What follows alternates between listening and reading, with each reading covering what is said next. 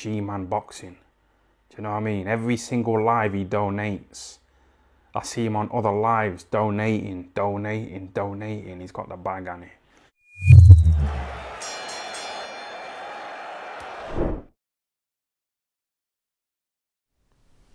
Alright, people.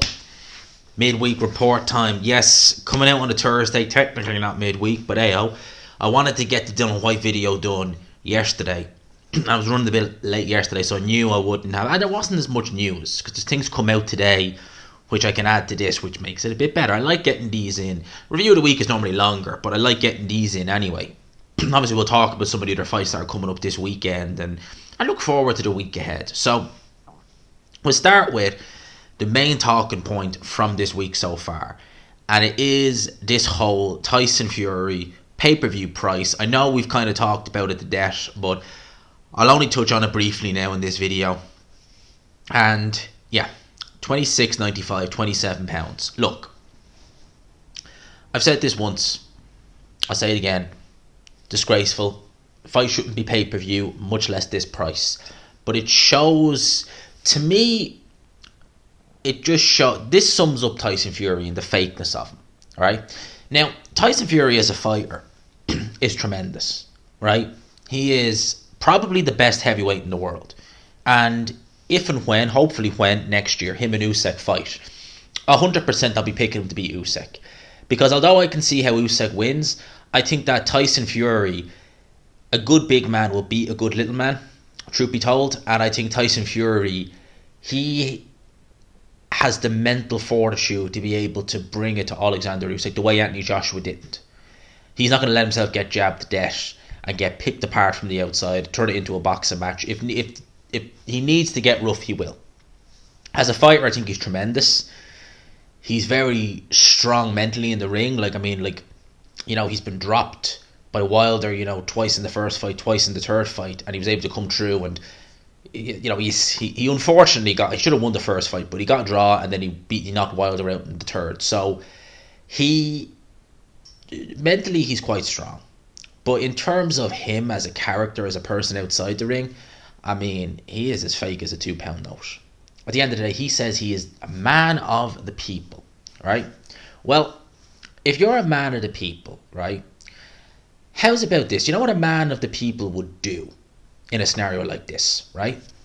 You're having a tune-up fight against someone you've already beaten twice, who's only won one, and it was a very, very close fight. You could have easily lost it. Has only won one of his last, 4 fights.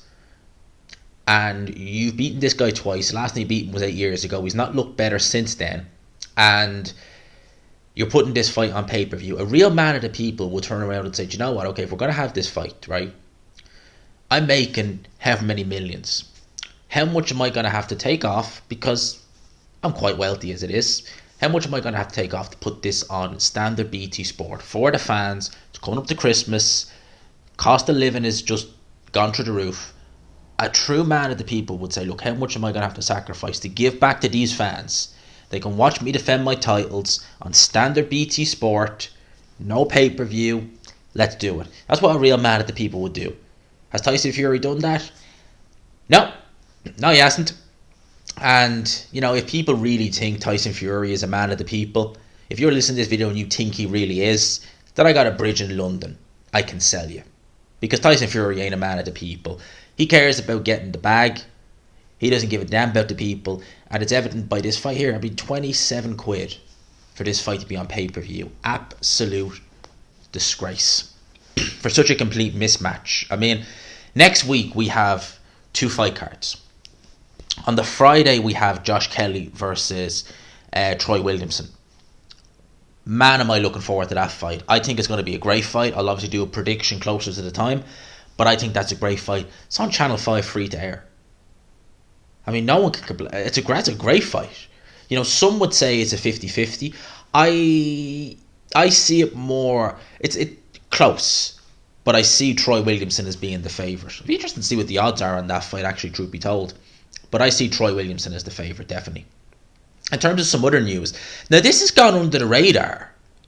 And I'm surprised because I thought that more people would have been talking about this. So, in case anyone hasn't heard, Zolani Tete has reportedly tested positive for a banned substance in a UCAD test around about the time he KO'd Jason Cunningham. That was back in July. I was at that fight, actually. Funny story. When I was leaving the very, very first press conference, I walk into the elevator. I'm standing there with Zolani Tete. I knew obviously who it was. I didn't know what to say, and I just went, "You alright, lad?" I'm sure he was even thinking, like, what? What did he call me? So, yeah, that was a little funny story. But the situation is under investigation. We are confident, this is what his manager says, we are confident that this is one big mistake. Okay. But how come not more people are talking about this? Because this is quite a big thing. And like that was a very big KO that he got against Jason Cunningham. He was in a bad way after that. Right? Now, you can draw comparisons between this and Conor Benn. And a lot of people are going to say, where's the same energy for Conor Benn? And I'm in that camp. Because this isn't good. Any fighter failing the drugs test is not good. Right? This doesn't look good. The fact of the matter is that this fight went ahead. Did Frank Warren know? Because if he did, well then he hasn't got a leg to stand on when he says, Eddie Hearn tried to put on Conor Benn versus Chris Eubank. Well, if he knew and he still went ahead with this fight, Jason Cunningham got devastatingly knocked out by Zolani Tete. Now, I want to hear more about this and what's going to happen, but we need to keep the same energy here. If Zolani Tete, and it's worse the fact that Zolani Tete fought and, got a devastating knockout. Conor Benn didn't fight. Now, Conor Benn, as I said in my video I done about him last week, from the way I see it now, he looks guilty. He looks guilty with a capital G. Guilty. But that doesn't mean that we should, give Zolani Tete a pass. If he has failed, and worst of all, if Frank Warren knew he failed and still put this fight on, because that card was alright. It wasn't a bad card, actually, to be fair. But that was a good co-main. Now, if Zolani Tete has failed, and we've seen the devastating KO because he really pieced Jason Cunningham up in there, he really did a big job on him in the fourth round, then for me, I'd say that's worse. Because you could say, yeah, well, Conor Benn, and Team Benn, they weight drained Eubank and they still cheated. Yeah, but the fight never went ahead. And thank God it didn't go ahead. This fight still went ahead. Now, I don't know the ins and outs of it fully, and I will be definitely keeping an eye on this to see if more comes out about it. But Zolani Tete failing the test and still allowed to fight. If Frank Warren knew about that, and I say if, remember I'm saying if, so don't sue, if Frank Warren knew. I'm not saying he did, I'm asking if. He can't criticise Eddie Hearn, that's all I'll say there. The WBA have stated that they will order the winner of Errol Spence versus Keith Thurman to defend their to defend their titles against the winner of Stanionis versus Virgil Ortiz, which is now ordered for the regular title next year. So the WBA are not going to get in the way of Thurman versus Spence. Well, I hope they have the same energy when it comes to Crawford, because I don't want any issues getting in the way of that fight. God, no. I love the Stanionis Ortiz fight. That to me is worth staying up for, because that is going to have fireworks. Oh boy, that is going to be a hell of a fight. That is going to be a hell of a fight. Honestly, like Stanionis versus Ortiz. Boy, that's got Fight of the Year written all over it. Now, Kella Sauerland was interviewed by Boxing Social actually quite recently, and he's representing Nathan Gorman coming into this fight, this card that's happening this weekend. Nathan Gorman obviously is with Wasserman. Now, he stated that he believes Conor Benn and Chris Eubank Jr., the fight will happen in the future and is now bigger than when it was originally made. At present, they remain focused on finalising Eubank versus Liam Smith. So Kella Sauerland still holding out hope that Conor Benn versus Chris Eubank Jr. can fight at some point. Now, Eddie Hearn in interviews has been saying that it looks likely that Benn won't be fighting until the summer. Didn't indicate where. Alright? So, look, I don't know what the situation is. If this fight did get announced, yes, it would be bigger. And it was already a big fight, but it would be bigger because of the drug test, etc. If I was Team Eubank and this fight was pitched to me, right, say next summer, if he's going to take it, Chris Eubank has all the terms, in my opinion. If he does take it. Because no weight clause, no catchweight I should say, no rehydration, and strict testing. And I think they're fair terms. I'm just saying, hypothetically, if he did, there are 3 terms if I was managing Eubank I'd be looking for. And I think they're very, very fair terms, considering all things considered. In terms of would it be bigger? Yeah, definitely would be. Because of all this, Eubank would come in certainly as the fan favourite, which a lot of people wouldn't have thought if you'd said it to them, in the summer just gone, that Eubank, if they fight, Eubank would be the fan favourite. And probably the betting favourite too, truth be told, but the fan favourite because of all this. Kella Sauerland obviously knows that Conor Benn versus Eubank is a massive fight. People would watch it, especially now, and he wants to obviously make money. At the end of the day, he's a promoter. Wasserman, Sauerland, that's their business. They're trying to make a profit in that. The same way Eddie Hearn is trying to make a profit. The same way Frank Warren is trying to make a profit. They're all trying to make money at the end of the day. And for them, that fight makes money. That's probably what they're looking at. Would I watch it? Probably would. In fact, definitely would. Do I think it'll happen next year? Well, in the immediate future, probably not. But could I see it happen at some point? I mean, possibly, but we need to see what this situation with Conor Benn will be. We really do. We need to see exactly what this situation with Conor Benn is going to be, because God only knows what the hell is going to happen with that. All right. Now, in terms of Jake Paul and Tommy Fury, now Jake Paul actually is saying that Paul Bamba was never actually paid. He's saying, I'll read it here. Paul Bamba tweeted Jake Paul and said, they don't pay and they treat fighters very badly. I know you won't have the money issues with them, but others will down the road. You'll be co-signing them if you don't. That's Titan Promotions who are made an offer for the Tommy Fury fight. And he says, one thing I'm never going to do is do business with people who don't treat fighters well. Pay Paul Bamba. Now, unless this, where was that? Was that in Saudi or Dubai? Was it in Abu Dhabi? Might have been in Dubai actually. Might have actually been in Dubai, where the Deji fight was on. Or was it Saudi? Either or, right? I don't know if they've got different rules, but I know a lot of places, certainly in the States, I think, if you weigh in, even if the fight doesn't happen, you get your purse.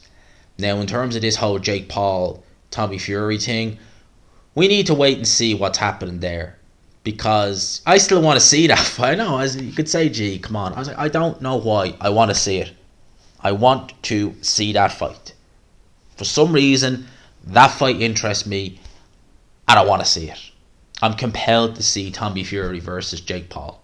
I will gladly watch that fight. I will do a watch along, all that good stuff. I want to watch that fight. I don't know why I want to watch that fight.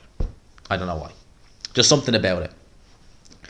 Now, Anthony Joshua, Eddie Hearn has been talking about some news on him. So we're looking at either the end of March or the first week in April.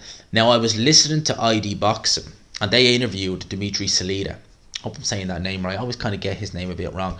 But he is, I believe he's the promoter of Otto Wallin. And he's obviously working with Jermaine Franklin going into this fight, who we'll talk about now in a sec, following on from the face-off and stuff like that. And he was saying that Otto Wallin is up there with Dillian Whyte as the front runner to face Anthony Joshua next year.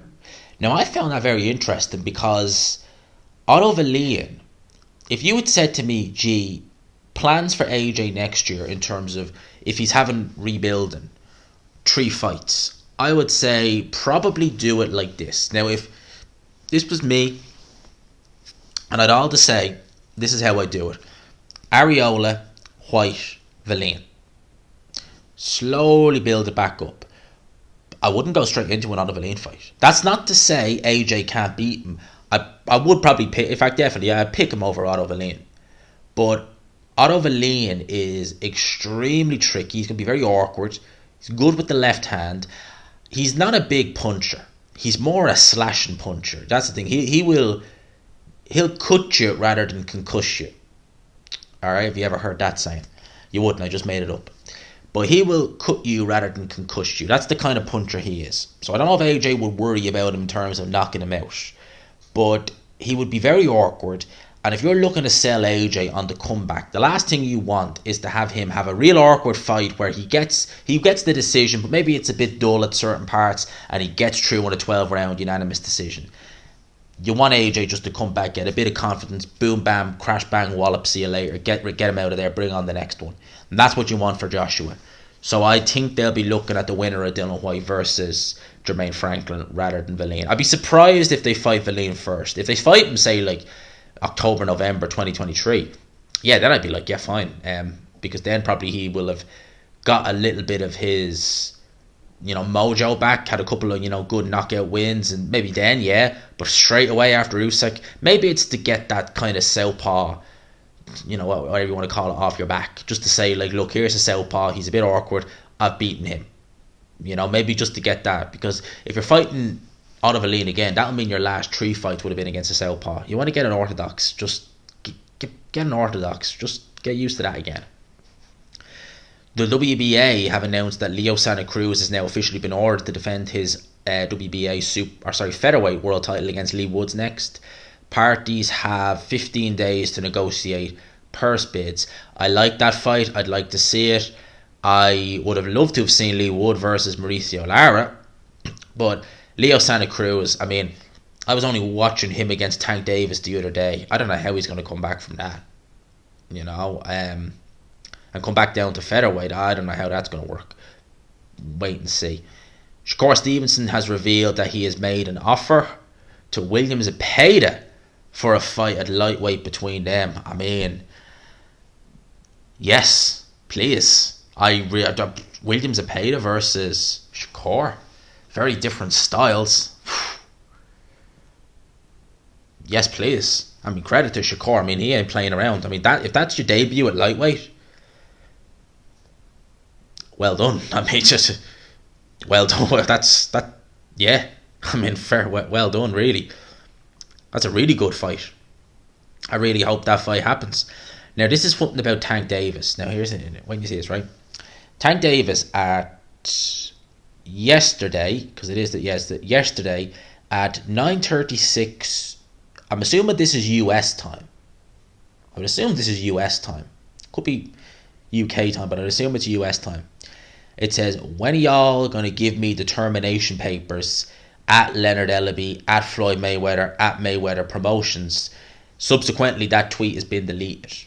Alright? So just so you know, subsequently he's gone and deleted that tweet. So there's been a few issues. There's been a few issues over the years with Tank Davis and Mayweather. I mean, it's been going back since about 2018. I heard a rumor in 2018, and this was right when I started YouTube, and I heard Hatman on Patreon talking about this at the time, and it was to do with a bust up between Tank Davis and Mayweather, and actually it was Devin Haney. I think Devin Haney would have only been a young pro at the time who was not involved in it in a sense if he wasn't coming between them. There was some coming involved, but it wasn't between men. And there was a bust up between Tank Davis and Floyd to do with something, right? Something. And that was why Tank Davis was inactive in 2018, very inactive in 2018. And I wonder, maybe that's not rearing its ugly head again, but the beef that happened back then, I wonder if that's something that's going on now. Like, have they ever fully recovered from it? I doubt it. So Tank Davis looking to get out of his contract with Mayweather, Ellaby, and you would assume that he's looking to get out of his contract with PBC. So, I mean, God forbid I'd like to see him fight Garcia, and hopefully he can. Now, this is really, this has only broken the last 40 minutes, and this has peeved me off, because I was looking forward to this fight. Craig Richards has been ruled out of his fight with Ricard Bolotniks on Saturday due to illness. That's crap. That is crap. I was so looking forward to that fight as well. It's only broken the last few minutes. Crap. I was looking forward to that fight. I thought that fight was going to be very good. Richards versus Bolotniks. Doesn't specify what the illness is. Damn. Looking forward to that fight. Now, before we talk more about the fights this weekend, we'll end it with that. There's a rumour, I'm seeing Everton Boxing were tweeting about this, that Adam Smith will not be returning to his position as head of boxing on Sky. Now that's very interesting, isn't it? Adam Smith not returning to his position of head of boxing on Sky. Not specifying why, but I did find it strange that he wasn't on the last Sky card, the Natasha Jonas card. I did find that a bit on the strange side, so that's interesting. And he wasn't commentating. Is he maybe not working with Sky at all? Because Adam Smith normally commentates on the darts when they're on Sky, and they had the Grand Slam of darts on last week. That's a week-long tournament, and he didn't commentate once on that. That's interesting. And obviously I watched the Grand Slam as it happened. Not every game, but most of them. And he wasn't on any of them. Because I watched highlights of a few. It's interesting. I wonder what's happening with Adam Smith. Now, in terms of the fights this weekend, you know, Pierce O'Leary, this is the Queensberry card. Pierce O'Leary is fighting, I believe he's from Limerick. I think he's from Limerick. No, he's from Dublin. Sure, no, I know Paddy Donovan's from Limerick. There was another fighter from Limerick as well, I thought. But Pierce O'Leary is fighting, so we'll keep an eye on him. Sam Noakes, who was a bit of a knockout artist, he's in there against Calvin McCord, who's unbeaten as well, 25 years old. But Sam Noakes has been very entertaining to watch. I'll be keeping an eye on him. Very, very entertaining. Dennis McCann is fighting Joe Ham. Okay, fair enough. Great name. Hazam Sharice is fighting. He is fighting River Wilson Bent. Now, Hazam Sharice, he's been, I mean, against Bradley Skeet, he really should have been DQ'd in that fight. He really should have been. But Frank Warren has a lot of faith in him. He should get the win this coming weekend. I mean, Tyler Dinney was the guy who beat Wilson Bent. And Tyler Dinney he actually took the O off Bradley Ray a couple of weeks ago. Bradley Ray, Stingray. So that's no real shame in losing him. He's not a bad fighter. So that's going to be an interesting scrap. And obviously Parker versus Ryder. I went back and watched Darryl Williamson versus Zach Parker. And I have to say, the injury that Zach Parker had really did compromise him. Now, had he not had that injury, I still expect it would have been a close fight. But Zach Parker definitely would have shown more than he did in that fight. Now, Zach Parker was very, very lucky man, because he lost that fight. But they gave him the nod. But certainly the injury did compromise him. Clearly. Now, John Ryder is someone who tends to start slow. Zach Parker tends to actually start reasonably quick. I wonder how that's going to work out. Because honestly, like when I was watching Danny Jacobs, and Zach Parker tends to fight long range. When I was watching Danny Jacobs versus John Ryder, I was just looking at Danny Jacobs having his success at long range. And I was just like, you're not sitting down on these shots. Danny Jacobs was known as a puncher. And I was thinking, you know what? The knockout might actually be there for you if you actually go and sit on these shots, because you're actually finding a bit of range there and you're landing pretty damn well. So why he wasn't sitting down and really winding into the shot, Danny Jacobs, is beyond me. That could spell bad news for John Ryder. It really could. Now, in terms of Dillian Whyte, okay, so this is going to be an interesting one. Him against Jermaine Franklin. Jermaine Franklin, I think it's a case of when, not if, he gets knocked out. I heard Sky were doing, shout out to Outmatch, I hear Sky are doing decent odds, very decent odds, on Dillian Whyte by early knockout. I can't remember the rounds he specified in, but I've heard that they're very decent odds and they're worth a punt, because honestly, like, I even looking at Jermaine Franklin, he doesn't look in good shape. I reckon he's about 255, 260. So I reckon he is going to be an absolute sitting duck for Dillian Whyte in this fight, and I'd be very surprised. See what he weighs tomorrow, but I guarantee he's going to get ironed out pretty damn quick and pretty damn sharp in this fight. I really can't see him doing much at all in this fight. I think he's going to get ironed out pretty damn quick. The fight I'm looking forward to seeing on this is Wadley versus Nathan Gorman. Now, if Nathan Gorman turns up, go and look at Nathan Gorman versus Sean Turner. He fought him on the undercard of Tyson Fury versus Cephas Zafiri. If that Nathan Gorman turns up, he beats Fabio Wadley.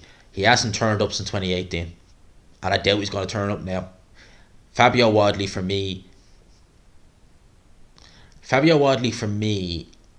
late stoppage between rounds 10 to 12 TKO. That's my pick for that. In terms of all the news, I think we're pretty much good to go. I think that's pretty much it. So midweek report done for another week. Got plenty to do over the weekend. Obviously, we have a documentary coming up. It's going to probably come out Sunday. We were trying to get it out today, but there's still too much work to be done on it. Hopefully Sunday. Stay tuned for that. We'll have a nice little documentary for you guys. And yeah, let me know your thoughts. For now, lads and lassies, smash the like button. We're into the weekend. We've got plenty of fights to talk about. I'm looking forward to the weekend. I know all the fights that are happening. I know you all are too. So for now, lads and lassies, I'll talk to you. Peace.